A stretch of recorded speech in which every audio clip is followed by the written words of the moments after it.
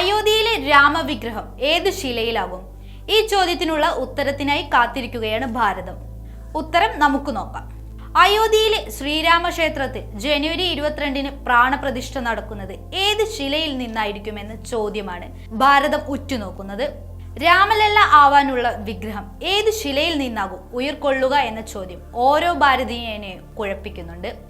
നേപ്പാളിൽ നിന്നുള്ള സാളഗ്രാമശിലയും കർണാടകയിൽ നിന്നുള്ള കൃഷ്ണശിലയും ജയ്പൂരിൽ നിന്നുള്ള മാർബിൾ ശിലയും നോക്കുന്നുണ്ടെങ്കിലും ഏവർക്കും അറിയേണ്ടത് ഇവയിൽ നിന്നും ഏത് ശിലയാണ് പ്രാണപ്രതിഷ്ഠയ്ക്ക് ഉപയോഗിക്കുന്നത് എന്നാണ്.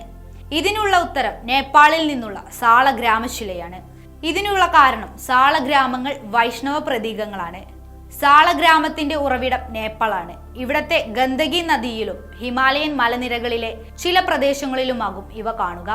സാളഗ്രാമത്തിലൂടെ ഒഴുകുന്ന ജലം നിരവധി ഗുണങ്ങളുള്ള തീർത്ഥമായി മാറുമെന്നാണ് വിശ്വാസം. ഗോളാകൃതിയാണ് ഇവയ്ക്കുള്ളത്.